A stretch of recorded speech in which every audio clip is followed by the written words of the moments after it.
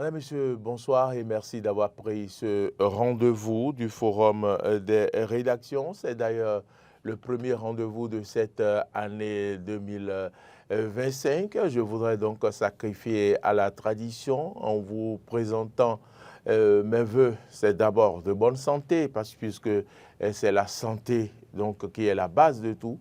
Et si vous avez la bonne santé, vous pouvez donc à réaliser tous vos projets. Donc, je vous souhaite la réalisation de vos projets pour l'année 2025, tout le bonheur, prospérité et tout ce que vous souhaitez pour vous-même. Merci également de rester en notre compagnie, de continuer par suivre cette émission. Et puisque nous sommes en 2025 et vous savez que c'est une année charnière, et il y aura beaucoup d'informations, l'actualité sera bien fournie et nous aussi, nous ferons l'effort de vous fournir l'information et d'analyser l'actualité pour vous. Alors, pour cette première émission de cette année 2025, le Forum des rédactions se fait donc l'honneur, le plaisir de parler de cette année 2025. Une année de tous les enjeux politiques et c'est une question à laquelle vous pouvez répondre à la maison.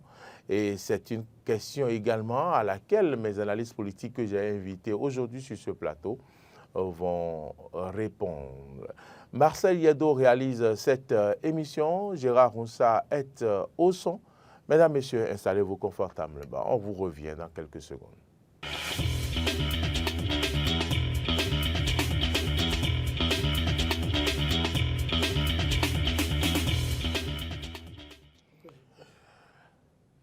Hugues Hector Zogo, bonsoir.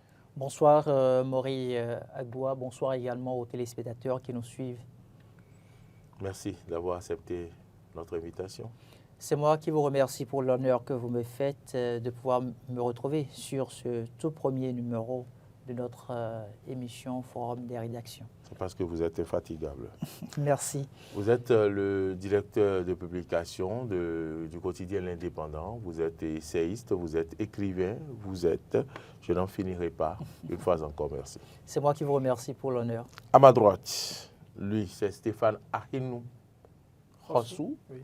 Il a déserté le forum, mais nous sommes allés le chercher. Nous avons envoyé une équipe pour aller le chercher et venir le déposer. Stéphane Ahinou Rossou, bonsoir. Oui, bonsoir Mauril, bonsoir aux téléspectateurs. C'est vrai, il y a un moment, ils ne m'ont plus vu, mais cette année 2025 démarre de fort belle manière et ils me verront souvent.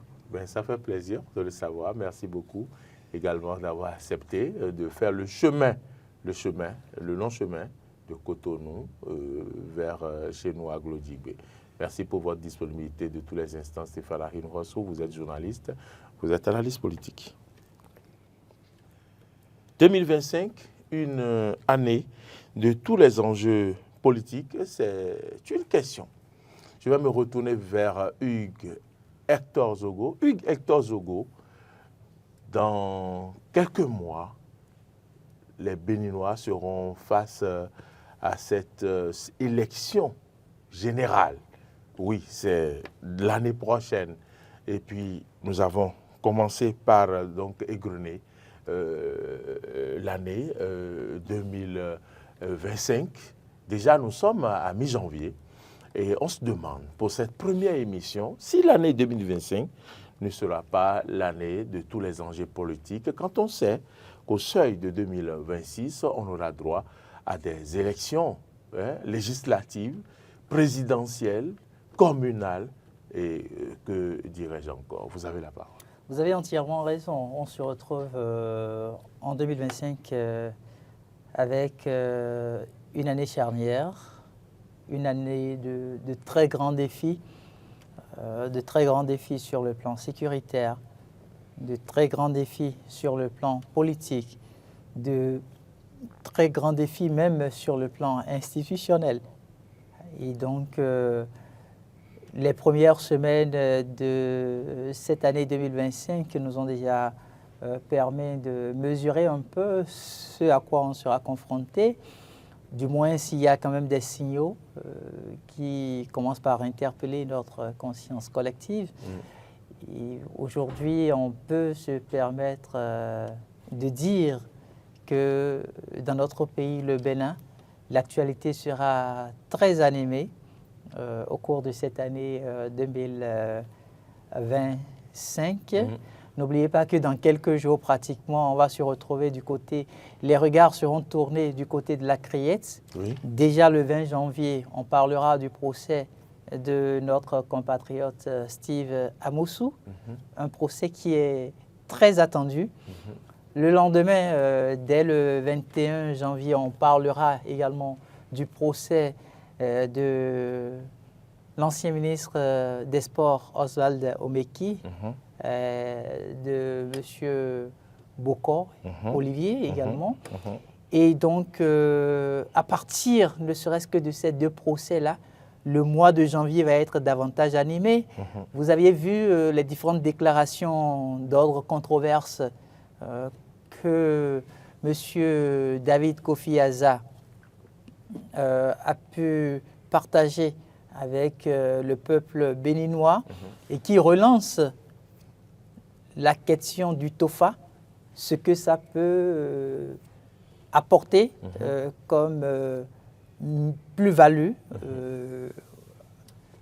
à un peuple ou à une nation. Et donc le débat se fait actuellement.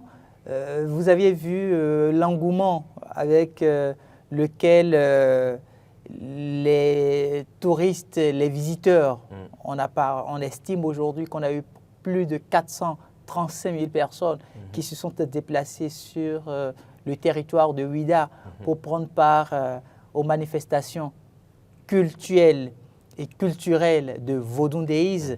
Et donc, par conséquent, avec les élections auxquelles vous venez de faire référence, les élections communales, législatives, présidentielles, et tout ça à partir du mois de janvier 2026. Et quand on sait que déjà en octobre 2025, donc dans moins de 10 mois pratiquement, le peuple béninois aura une idée claire de tous ceux-là qui pourront être positionnés en tant que présidentiables. On se permet de dire que 2025, c'est une très grande année de défis pour le peuple béninois. En ce qui concerne les tableaux que vous venez de présenter, du moins en ce qui me concerne, c'est bien ce premier tableau qui concerne ce que vous appelez controverse de David Kofi Aza, puisque ce tableau présente le TOFA 2025. Et ce qui retient l'attention, c'est l'interprétation du TOFA 2025.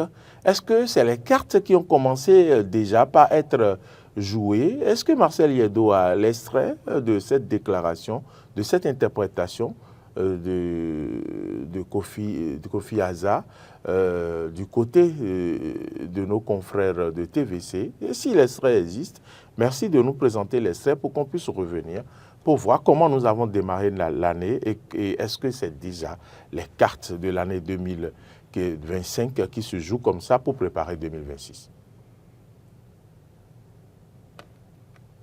Dérange pas. Et ce que je dis, je l'assume. Ça ne me dérange pas de dire que si nous faisons tout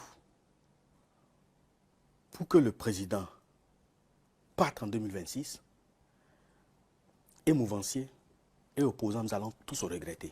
Il faut dire que c'est Aza qui a dit ça. Et notez ça. Votre FA est anticonstitutionnel? Je ne dis pas que le FA soit anticonstitutionnel. Le FA n'a rien à voir avec la Constitution. Le FA dit ce qui doit être. La Constitution dispose de ce qui peut être. Oui. Chacun joue son rôle. Oui. Je ne suis pas là pour interpréter la Constitution parce que je ne suis pas constitutionnaliste. Oui. Mais le FA dit, si vous sortez le pouce, vous aurez même du mal à prélever la patte. C'est même pas à manger. Vous avez même du mal à prélever la patte. Au-delà de 2026, qu'est-ce qui va se passer? Il y a beaucoup de choses. C'est vrai qu'il y a des choses qu'on ne peut pas révéler à la nation. Pas parce qu'il faut cacher les choses à la nation. Non, mais il y a des choses qui relèvent de la sûreté nationale, de la sécurité nationale, qu'on ne peut pas étaler au grand public. Pour ne pas fragiliser les défenses de notre nation. Enfin, mais il dit Le l'État qui n'a pas le goméon et nous c'est-à-dire que quand le piment va faire même 41 ans dans la bouteille, les yeux ne peuvent pas s'amuser avec. Là où on va là, ce n'est pas quelque part où n'importe qui peut s'aventurer pour n'importe quoi. Parce qu'il poursuit en disant, c'est que c'est l'arbre puissant qui peut rester devant le portail qui peut réellement le faire. Cela veut dire que quand on observe le phare, lui-même dit, quand on observe, c'est que l'arbre puissant qui peut nous permettre de traverser cette situation-là n'est pas parmi ceux qui s'agitent.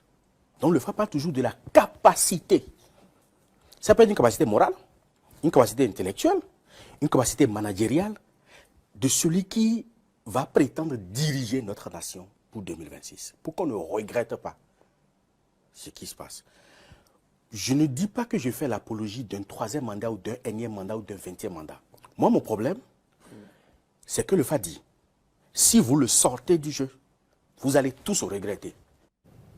Voilà, si vous le sortez du jeu, Hugues Hector Zogo, Stéphane Ahinou-Rossou, vous allez tous regretter. Mon confrère, mon aîné de TVC, Herbert Rouimbo, demandait si le FA est anti-constitutionnel. Est-ce déjà les cartes qui se jouent pour 2026? Vous avez suivi cet extrait-là. Est-ce que David Kofi Aza est quelque peu sérieux?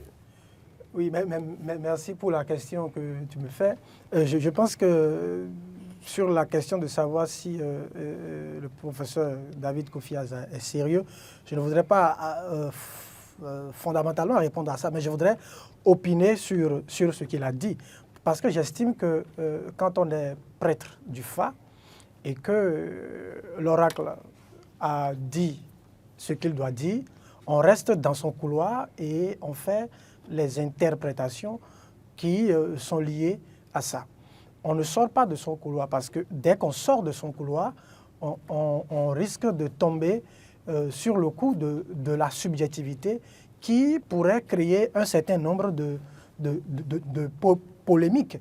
Et donc, quand j'entends le professeur dire que le FA dit ce qui doit être et la Constitution dit ce qui peut être, moi, ça me pose un problème.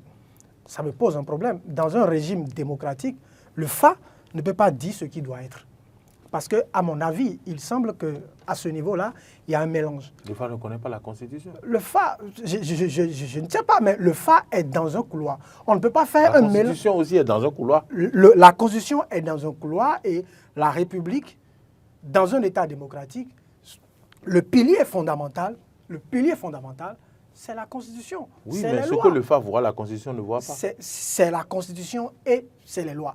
Les régimes sont organisés sur la base d'un certain nombre de normes, sur la base d'un certain nombre de principes qui sont édictés dans la Constitution, qui sont édictés dans les lois et non dans le FA. Donc, on ne peut pas dire que le FA dit ce qui doit être dans un régime démocratique. Le FA est dans la prédiction, dans des prévisions, et non dans ce qui peut relever de la normalité dans un régime démocratique. Et donc déjà à ce niveau, il y a pour moi un problème fondamental. Et donc je trouve que quand on veut c'est-à-dire qu'il faut que ceux qui sont... Et voulez-vous dire que si le FA dit 16 ans de choses, il faut dire au FA de respecter la Constitution? Le FA doit, à moins qu'on veuille nous dire que désormais le président ou les partis politiques doivent tenir compte de ce que le FA dit dans les orientations. Sinon, dans un État démocratique, tout ce qui se fait en fonction de la Constitution, en fonction des tests. Maintenant, je dis, quel crédit pourrait-on accorder à une interprétation objective du FA si déjà, au niveau de ceux qui sont détenteurs de ce savoir endogène, il y a conflit entre eux? Si l'interprétation est déjà sujette à polémique, quel crédit pourrait-on apporter? Il faudrait qu'on nous dise quels sont les éléments d'appoint qu'on a de façon objective pour juger de la véracité d'une interprétation des signes du FA. Parce qu'il ne faudrait pas qu'on préteste, n'est-ce pas, donc, de l'interprétation du FA pour semer ce qu'on ne doit pas semer. Parce que nous sommes dans un état de droit. Qu'est-ce qu'on est en train de semer? Nous sommes dans un état de droit. Qu'est-ce qu'ils sont en train de semer? Ensuite, c'est-à-dire la confusion. La confusion dans l'esprit du peuple. Parce que quand on vient dire que si on enlève le pouce, si on enlève le pouce, et quand on vient dire que... on ne peut pas prélever la patte. Voilà que la population aime la patte. C'est comme si... Voilà que les Béninois aiment la patte. Il y a deux choses. Je vois deux choses. C'est comme si implicitement, on veut préparer le peuple à accepter un troisième mandat pour le chef de l'État. Parce qu'on sait que nous sommes béninois et que du point de vue culturel, il y a une grande majorité, n'est-ce pas, donc, qui est accrochée à certaines valeurs culturelles. Donc, si le FA dit, il ne faudrait pas qu'on aille à l'encontre de ce que le FA dit. Est-ce que implicitement, on n'est pas en train de faire un lavage de cerveau au peuple pour dire, attention, le FA dit, il faut que le chef de l'État revienne. Ou bien, deuxième chose, deuxième hypothèse, on est en train de semer la peur. C'est-à-dire que si vous le laissez partir, des choses vont arriver. Et je trouve qu'il y a un problème à ce niveau. D'autant plus que la Constitution dit qu'il y a toujours 2 mandats, jusqu'à preuve de contraire. Et le chef de l'État lui-même dit qu'il n'est pas prêt à rempiler, à être candidat à sa propre succession pour un 3e mandat. Alors, le fait de vouloir dire ça, est-ce que ce n'est pas une manière d'inciter aussi, de donner une sorte d'appétit au chef de l'État? Et donc, je trouve qu'il y a quand même... Appétit. Oui. Il est rassasié, non? Il est rassasié, mais lorsque c'est l'audateur, parce que n'oublions pas, on a vu le professeur David Kofi Aza, pour qui on a beaucoup d'estime, on a vu qu'il a signé son il a signé son appartenance au parti Moël.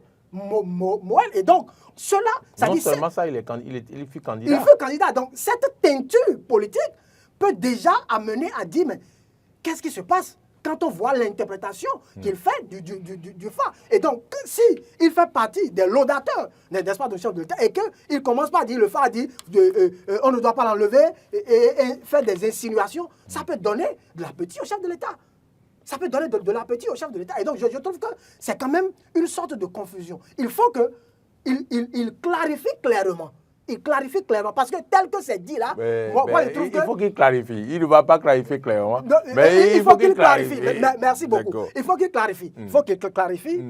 Donc, il faut qu'il vienne nous dire ce qu'il voulait insinuer en disant ça. Parce que tel que c'est dit là, je trouve qu'il y a quand même un problème. Maintenant, est-ce que c'est déjà les couleurs? Non, ce n'est pas vous. Est-ce que c'est des signes annonciateurs? Est-ce que c'est déjà des signes annonciateurs? Oui, peut-être. Parce qu'on peut déjà dire que si David Kofi Aza, qui est membre du parti Moël Bénin, et qui est par ailleurs près du FA, vient dire que si on enlève le chef... membre du comité des rites. Des rites. Oui.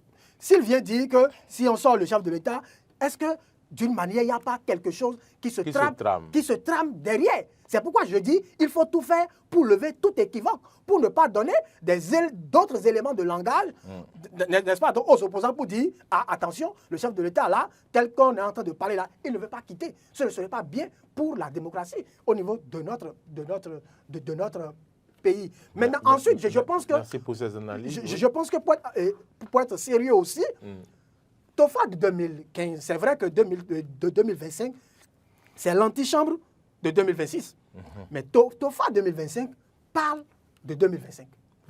Mais ce TOFA a fait quoi? Et non, ce TOFA-là parle déjà de 2026. Vous ne pouvez pas voir loin. Le TOFA 2025 voit plus loin. Non, si nous restons dans le cadre jusqu'en 2026. Restons dans le cadre de 2025. Et je trouve qu'il y a eu ce que je peux appeler une extrapolation. Il y a eu extrapolation. Restons dans le cadre de 2025 et parlons de 2025. On a fait un TOFA pour de 2025. Maintenant, je peux comprendre. Je peux comprendre si on me dit que déjà les dossiers de candidature seront déposés en 2025. Et qu'on vous dise que si telle personne ne dépose pas sa candidature, là, vous aurez pu comprendre. Donc, voilà. Mais maintenant, l'autre chose que je voulais souligner, et à la suite de ce que Hector a dit, c'est vrai qu'au-delà de tous ces aspects qu'il a évoqués, pour moi, par le passé, quand on est à un an d'une élection présidentielle ou d'une élection, etc., on voit toute la faveur. Toute la faveur qu'il y a autour. Mais apparemment... La faveur a commencé. Non. Pas le TOFA. La faveur a commencé, mais pas le TOFA, mais ce n'est pas le bon bout. Ce n'est pas le bon bout, parce que souvent, il y a déjà, le pays est quand même mouvementé par les candidatures qui sont suscitées, par les candidats qui se montrent déjà à visage découvert. Mais jusque-là, à quelques mois, on est à 6 ou 7 ou 8 mois du dépôt des dossiers, on n'a aucune idée. Au niveau des formations politiques, on n'a aucune idée. Donc, on va revenir. On va revenir certainement sur ça. Donc, je trouve que 2025, il doit y avoir beaucoup de choses, beaucoup d'enjeux politiques, mais qui ne s'annoncent pas véritablement. Qu'est-ce qui justifie cela? 2025 ne fait que commencer. Nous sommes à mi-janvier. Et donc, pour le moment, on ne peut pas dire que les choses ne s'annoncent pas. Il reste beaucoup de mois. Mais on va revenir à la question. Oui. Et oui, Hugues Hector Zogo, vous avez suivi avec attention Stéphane Ahinoros ou réaction par rapport surtout à la partie qui le concerne où il disait est-ce des signes annonciateurs puisqu'on se demande si ce n'est pas l'année de tous les enjeux politiques, mais aussi des stratégies. Est-ce que c'est des cartes qui se jouent déjà? Je voudrais commencer par remercier le réalisateur de l'émission sur laquelle on a pu recevoir M. David Kofi Aza, parce que le réalisateur nous a permis de voir le visage de l'intéressé en gros plan au moment où il partageait quelques mots. Et j'ai regardé son expression faciale. Je me suis rendu compte que c'est quelqu'un qui n'était pas convaincu lui-même de ce qu'il disait. Ah bon? Les images sont là. Vous êtes psychologue? Les images sont là. Et vous avez fait des études en psychologie? Chacun peut essayer de revoir et de suivre le personnage qui parlait. On peut être tenté de se poser la question de savoir si c'est Kofi Aza qui est en train de parler. Ce n'est pas lui. C'est une autre personne qui parle à travers lui. Ah bon? Oui. Vous le dites comme ça. Il s'est permis de dire en très peu de mots que chacun joue son rôle. Ça veut dire que c'est le rôle qu'on lui a confié que lui, il est en train de jouer là. Qui lui a confié un rôle? Il aura le temps de nous le dire. Si quelqu'un lui avait confié un rôle, il n'aurait pas été désavoué par le comité des rites. Je suis heureux que vous ayez parlé de la démarche menée par le comité des rites du Vaudou. Et j'attends davantage, tout comme le peuple béninois, qu'on puisse le sortir de ce comité-là. Et d'ailleurs, on nous annonce cette rencontre entre le président de la République et le comité. Est-ce à dire que le président n'approuve pas la façon dont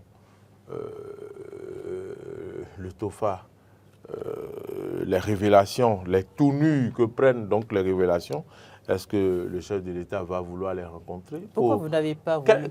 Quel message le chef de l'État va devoir leur passer? Avant que je ne puisse quand même me prononcer sur cette question, je voudrais aller au bout de mes idées.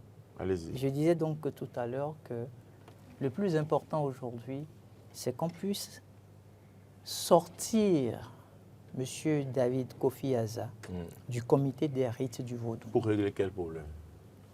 C'est une très belle question. Vous savez le respect que, au-delà de l'Afrique, les gens portent au Fa.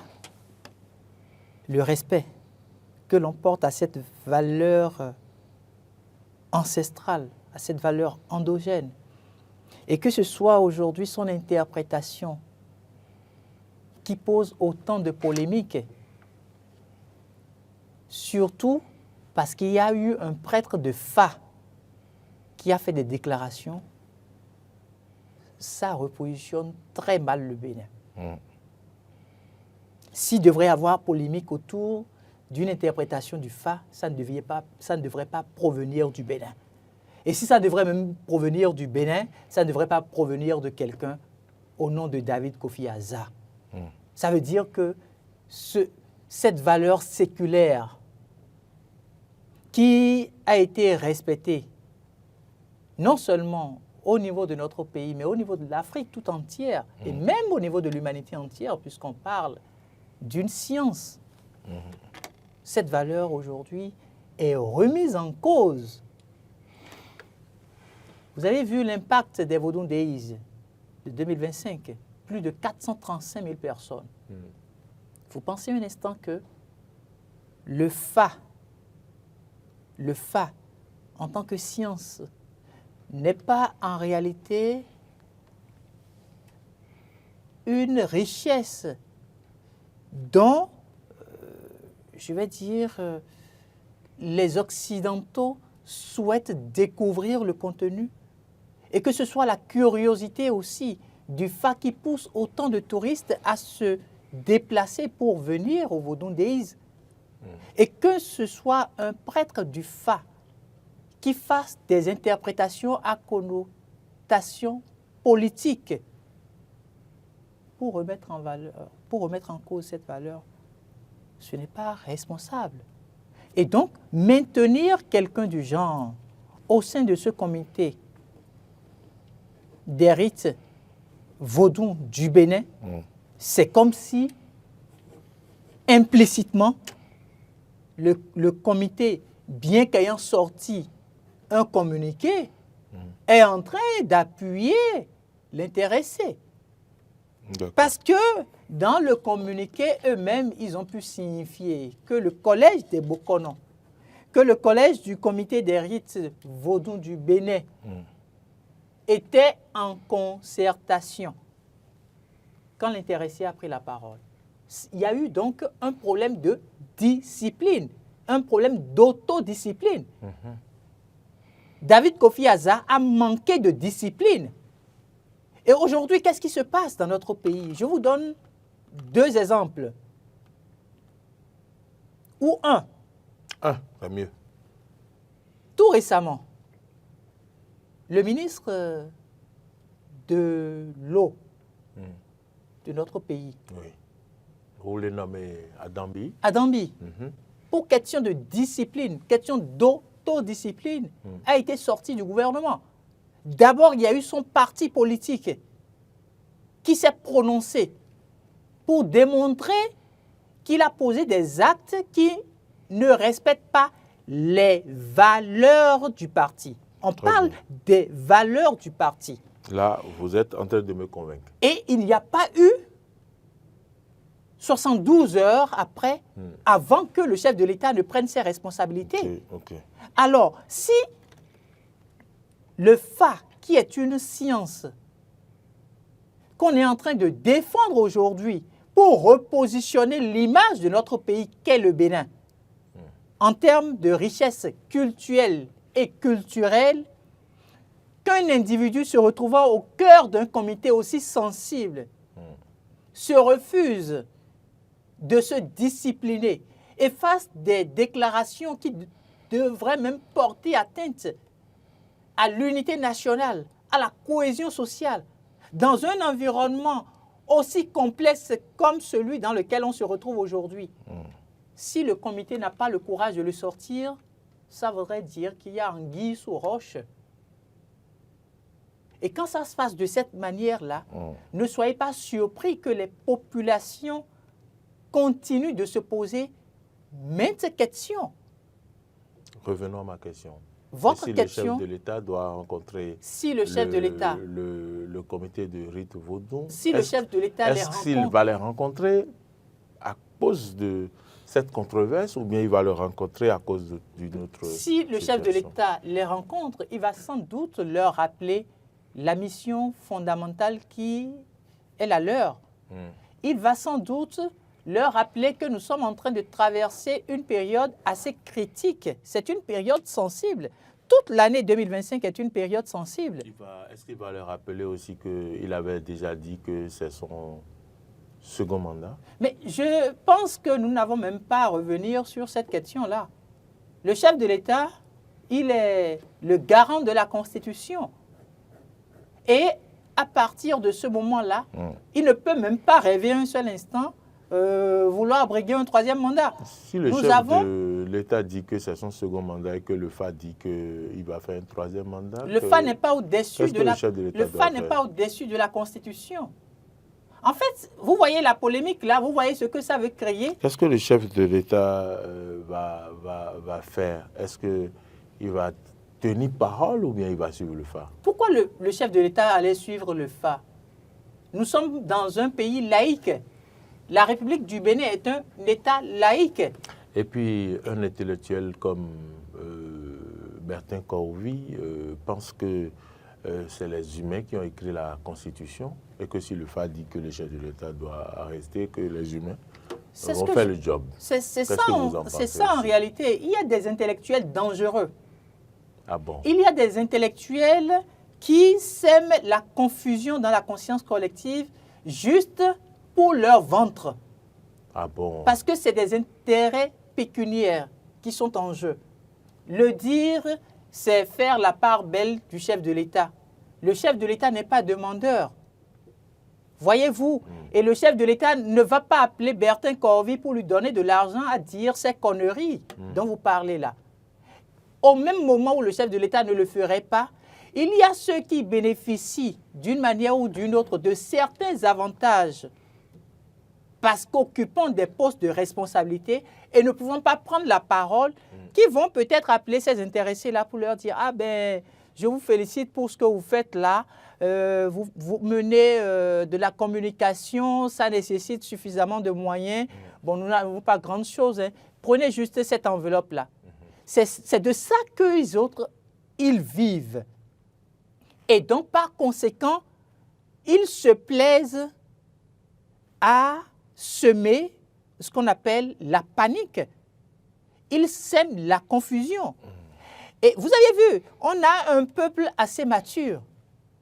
Ce qui a été dit là, ce qui a été dit par le FA ou l'interprétation, je ne dirais pas ce qui a été dit par le FA, l'interprétation qui a été faite par David Kofi Aza sur le signe du FA, cette interprétation aurait été faite lors du premier mandat du chef de l'État que vous n'auriez rien senti. Personne n'aurait réagi.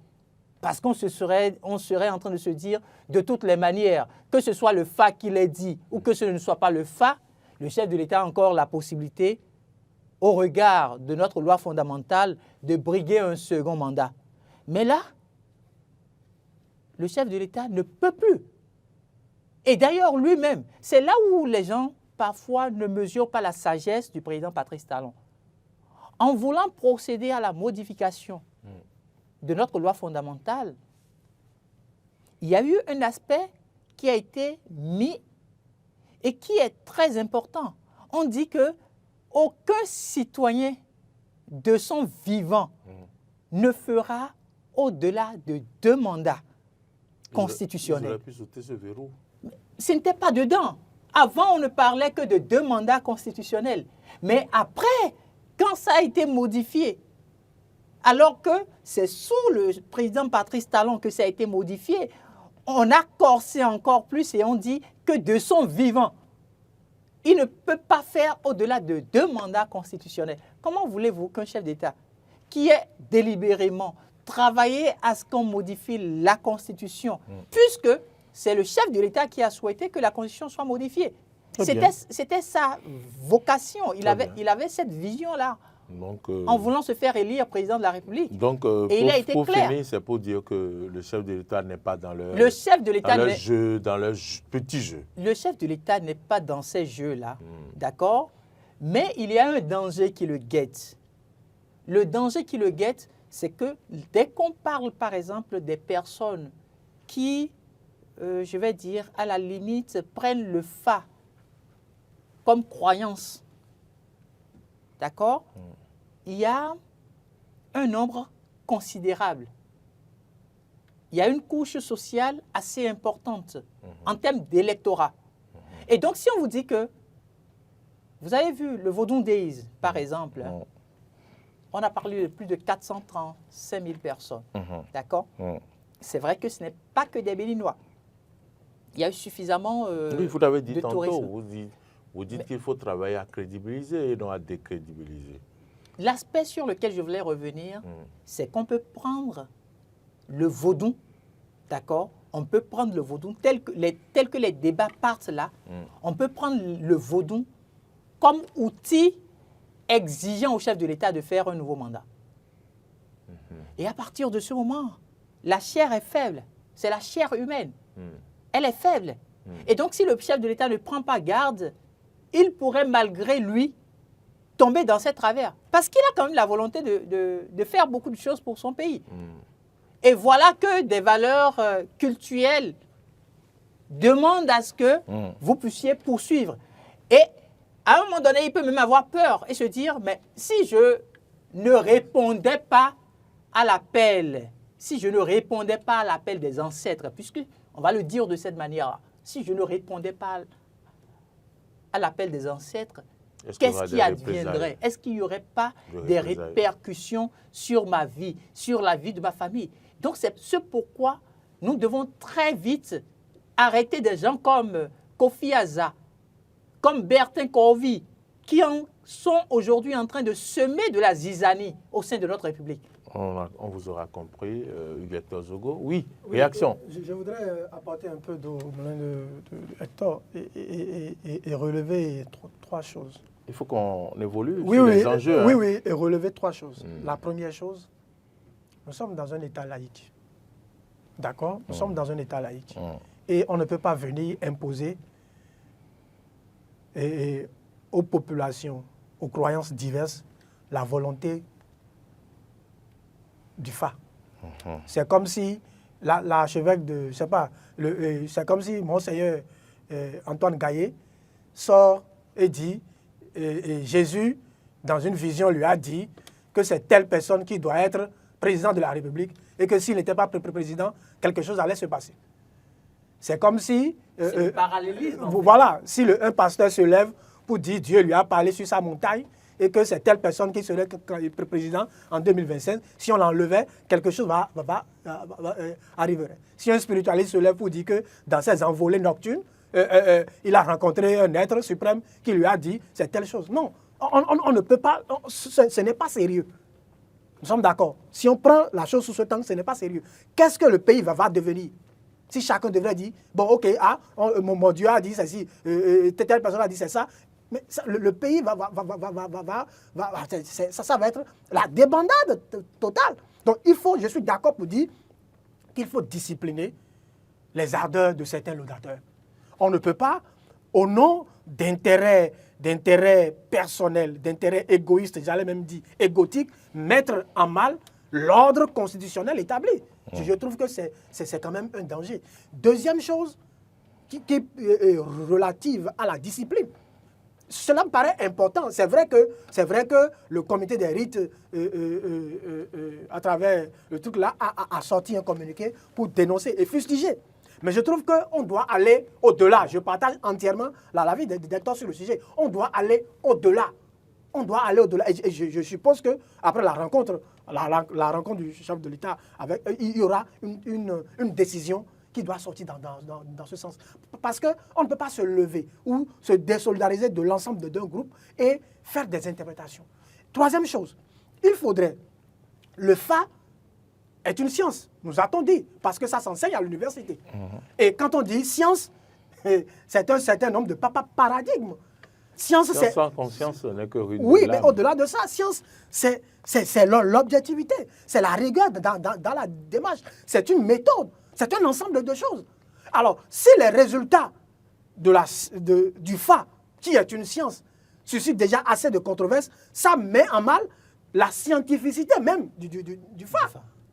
Ça me pose un problème. Et cela est d'autant plus dangereux que c'est un professeur.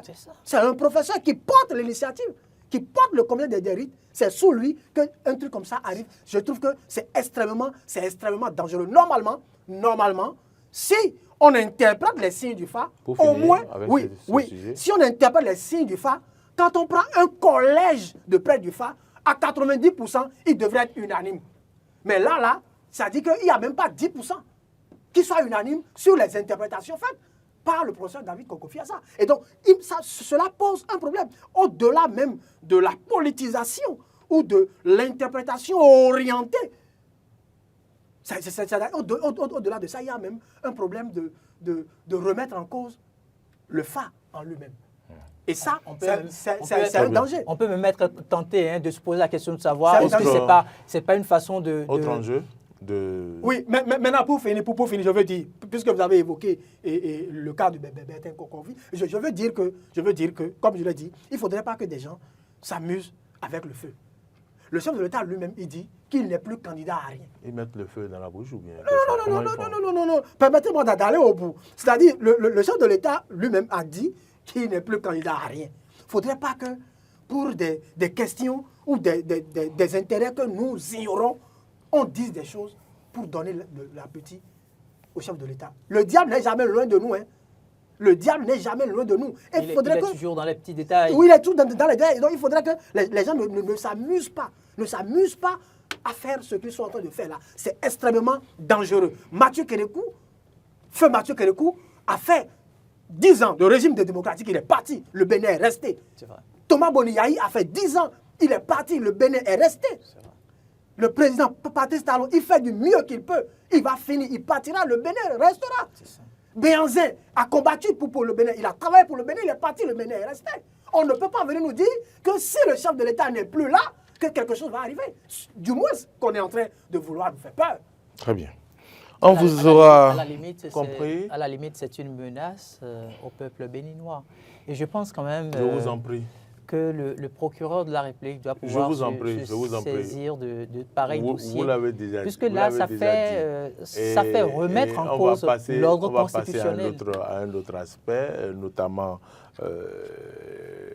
l'année 2025 qui prépare donc ces élections de 2026. Il faut également connaître les candidats. Hein? Il faut connaître les candidats. En office, on nous dit qu'on doit les connaître à partir du mois d'octobre. Mais il y a un candidat déjà qui s'est déjà annoncé en la personne de Kémi Séba. Oui.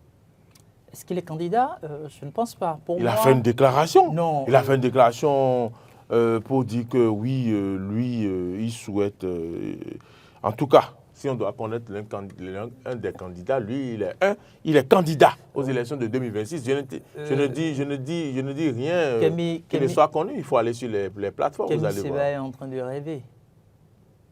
Non, laissons le rêve. Je dis qu'il est candidat. Oui, mais donc, moi je vous dis qu'il est en train de rêver. Je vous explique pourquoi. Cette stratégie, s'il arrive à mettre en place, à déployer, ou du moins à concrétiser cette stratégie. Quelle stratégie va-t-il mettre en place? Vous aurez l'occasion de constater qu'il est candidat. Donc, il ne rêve pas, il a sa stratégie. Kémi Séba est en train de rêver. Kémi Séba est en train de repenser au Bénin qu'on a eu il y a peut-être une vingtaine d'années en arrière. Le Bénin a dépassé cette étape-là avec les différentes réformes institutionnelles qu'on a connues. Oui, mais c'est les partis qui portent les candidats. Et il a souhaité que peut-être les démocrates, après les négociations, s'ils sont d'accord, les démocrates vont porter sa candidature. Avec tout ce que lui a raconté sur les démocrates, il revient aujourd'hui pour tendre la main aux démocrates. Vous ont dit qu'il a raconté des choses sur lui. Est-ce que les démocrates vous ont dit que ça les dérange? Non, mais moi, je ne fais que des constats. Il tend la main. Moi, je ne fais que des constats. Et pour un chef d'État, la première valeur que le chef de l'État doit pouvoir incarner, pour moi, c'est l'intégrité. La question fondamentale est de savoir, est-ce que Kémi Séba, après autant de déclarations tapageuses sur le parti Les Démocrates, revenir pour chercher à être candidat de ce parti-là, est en train de mettre en valeur l'intégrité? La réponse que je trouve, c'est non. Donc à partir de ce moment-là, je ne peux pas le recommander au peuple béninois. Non, la question n'est pas de le recommander ou non. Mais vous dites qu'il se déclare... Je vous rappelle qu'on connaît déjà un candidat. Demain, vous pouvez vous lever et dire vous aussi vous êtes candidat. Non, on ne sait pas si demain vous allez dire que vous êtes candidat. Au moins, on connaît quelqu'un qui a dit que lui, il sera candidat en 2026. C'est ce que je tentais de vous expliquer. Il y a 20 ans, Kémi Séba aurait tenu ces propos qu'on y aurait accordé d'importance.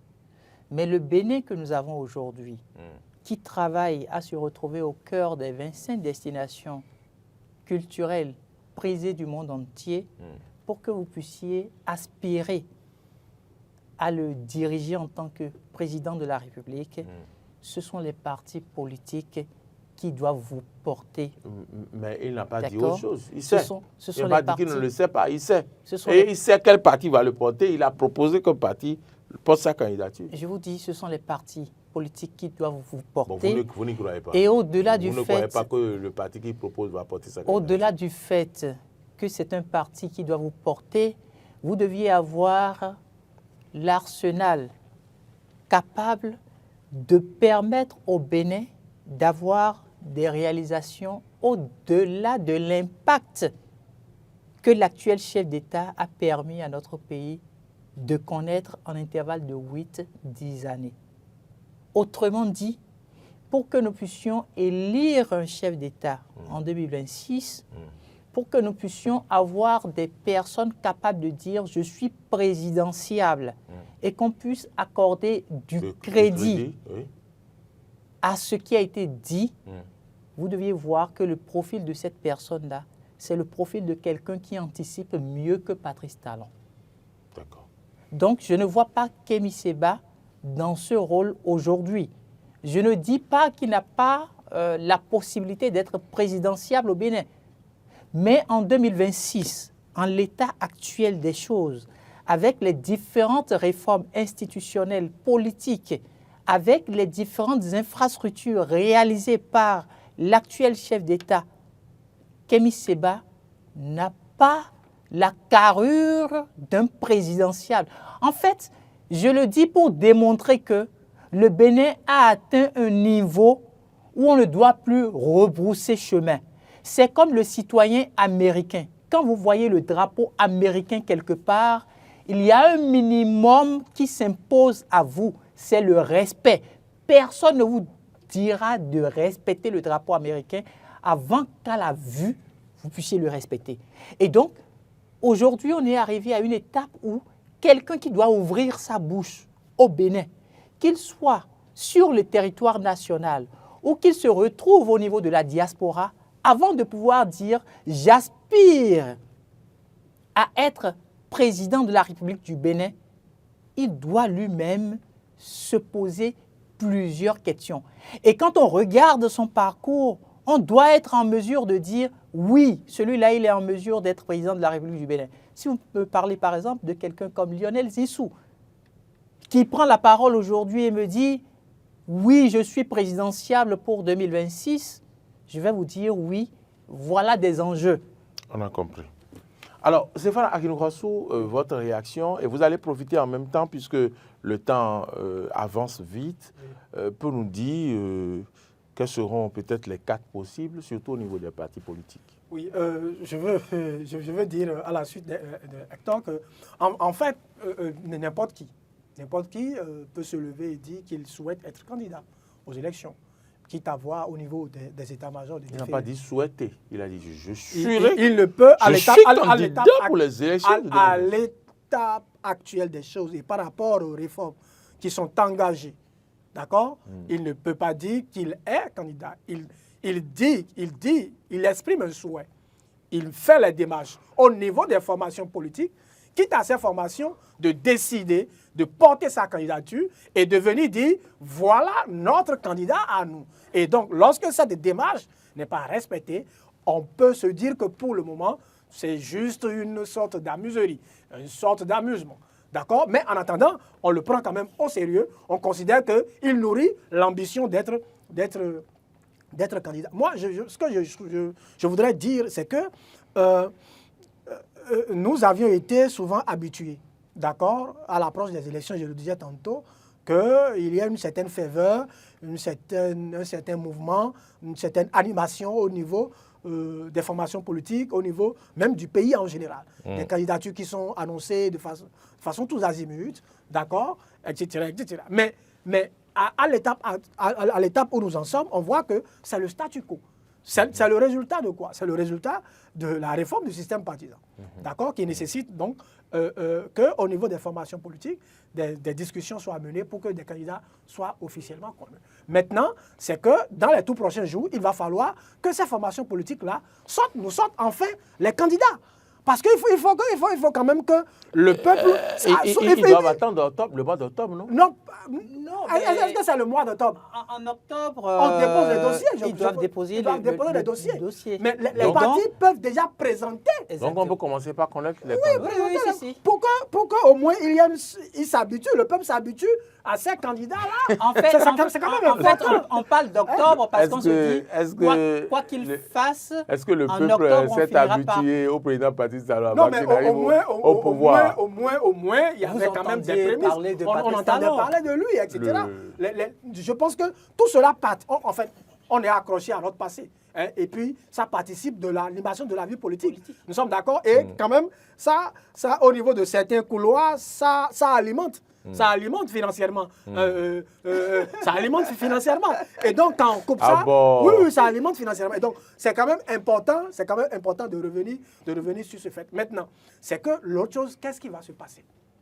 Qu'est-ce qui va se passer, surtout au niveau de la mouvance présidentielle, parce que dès qu'il y a un soupçon ou dès qu'il y a une ambition quelque part, très tôt, c'est que les gens quittent le pays, ou bien on les sort du gouvernement, ou bien. Maintenant, c'est que, qu'est-ce qui va se passer? Oui, c'est la discipline de groupe. C'est la discipline de groupe. Maintenant, il faut que le groupe sorte quelque chose. La discipline de groupe, d'accord, mais il faut maintenant qu'au niveau de ces formations-là, on nous sorte maintenant quelque chose.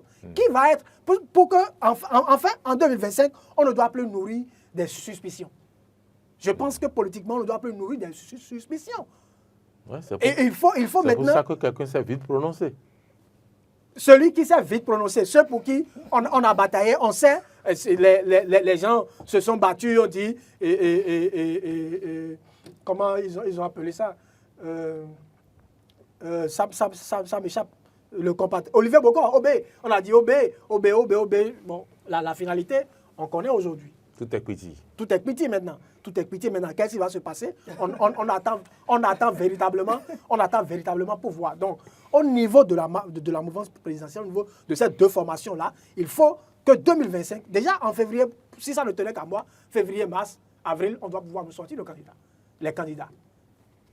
Au niveau des démocrates, ils ont déjà un prétendant. Quelqu'un qui aspire. Ils ont un prétendant. Donc je pense qu'à leur niveau, ça devrait aller un peu plus vite. Ça devrait aller un peu plus vite. À défaut de l'avoir eux-mêmes, ils peuvent quand même... Voilà, s'il n'y a pas de candidat, s'il n'y a pas de candidat, il y a un candidat au moins qui est prêt. C'est pas le bas achevé. Il est sérieux. Il est prêt. Ils ont déjà un prétendant. Ça peut aller déjà plus vite.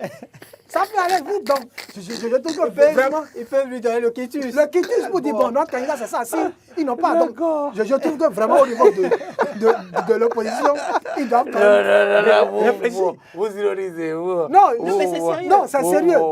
Non, c'est sérieux. D'accord. C'est sérieux. Ne l'oublions pas, l'opposition sérieux. aussi pourrait se retrouver en difficulté à pouvoir... choisir son candidat. Voilà qu'il y a un prétendant qui le dit, sûrement parce qu'il a aussi une base derrière, une base financière sans doute. Et donc, ça pourra aider d'une manière ou d'une autre à la survie du parti. Maintenant, ne l'oublions aussi pas, il y a l'ancien chef d'État. Mais puisqu'il s'est déjà annoncé, il n'a qu'à rentrer pour commencer par travailler. Bon. Oui, bon, on attend qu'il rentre. On attend qu'il rentre.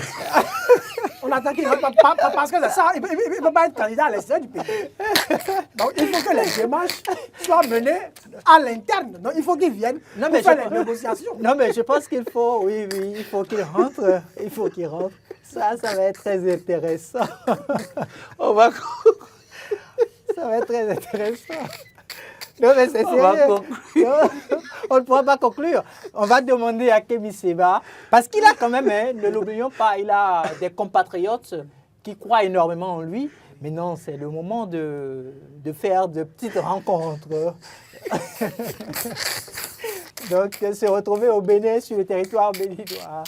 On pourrait même lui trouver des gardes-corps s'il manifestait le désir d'assurer sa sécurité. Cette émission.